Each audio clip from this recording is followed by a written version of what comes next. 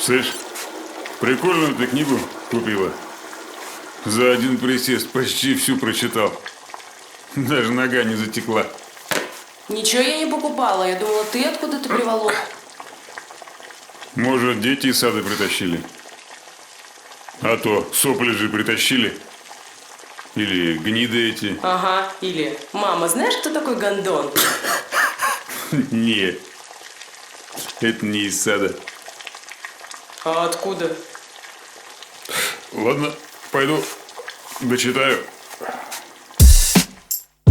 Я тут было сказку начал читать, вот. Ну, такая, чтобы понимать спойлер. Главный герой умирает в начале, понял?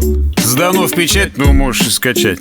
Такая, на разок, чисто про нас писали. С любого места начинаешь и погнали. Страницы не запоминай, картинки зырь, пока в прихожей тебе кот в ботинке сыт.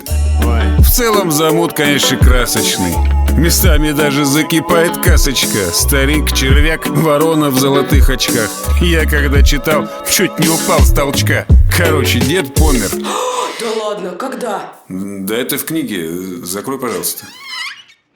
Короче, помер дед, да и хрен перескажешь. Там без обложек 200 с чем-то бумажек. Надо читать смешно и грустно, чисто по-русски. Сказки, Крестовый хутор, поинтересуйся.